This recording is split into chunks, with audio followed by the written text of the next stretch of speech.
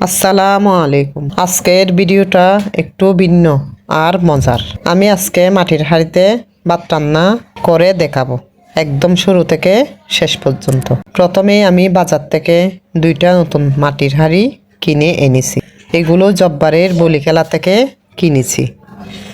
অনেকে জানেন না, নতুন হাঁড়ি সরাসরি ব্যবহার করা যায় না। তাই আমি আগে হাঁড়ির ভিতরে ও বাইরে ভালোভাবে সয়াবিন তেল মেখে নিয়েছি। আপনারা যে কোনো তেল ব্যবহার করতে পারেন। আর হ্যাঁ, যদি এগুলো না করেন হাঁড়ি ফেটে যাবে, তাই সতর্কতার সাথে করতে হবে। আমি বাইরে ভিতরে সবখানেই তেল মেখে দিছি। আর একটা জিনিস খেয়াল করছেন অনেকে, আমি হাত দিয়ে মাখছি, অনেকে ব্রাশ দিয়ে করে, তবে তার চেয়ে হাত দিয়ে মাখানোটাই ভালো উপায়।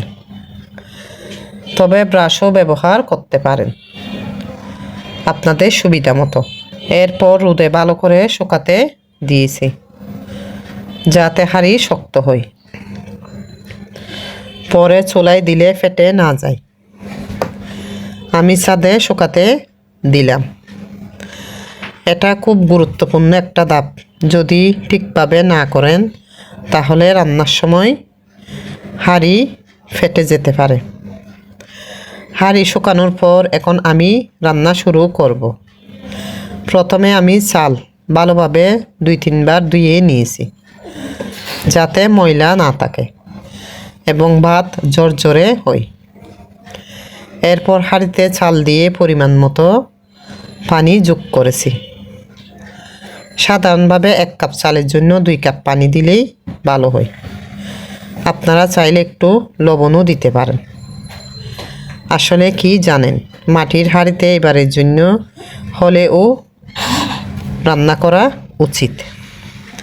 এটা আসলে একটা ঐতিহ্য, বিশেষ কিছু নয়। এখন আমি হাঁড়িটা চুলার উপর বসিয়ে দিলাম। মাঝারি আঁচে রান্না করতে হবে, কারণ মাটির হাঁড়িতে ধীরে ধীরে তাপ ছড়ায়।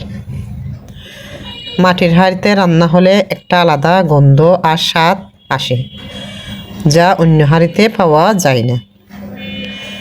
কিছুক্ষণ পর ঢাকনা খুলে দেখবেন ভাত একদম সুন্দরভাবে রান্না হয়ে গেছে। ঝরঝরে, নরম আর দেখতে খুবই সুন্দর। সত্যি বলতে মাটির হাঁড়ির ভাতের সাথে একবার খেলে বারবার খেতে ইচ্ছা করবে। আপনারাও বাসায় একবার ট্রাই করে দেখবেন। ভিডিওটি ভালো লাগলে লাইক, কমেন্ট আর শেয়ার করতে ভুলবেন না। আশা করি আপনাদের ভিডিওটি ভালো লেগেছে। আল্লাহ হাফেজ।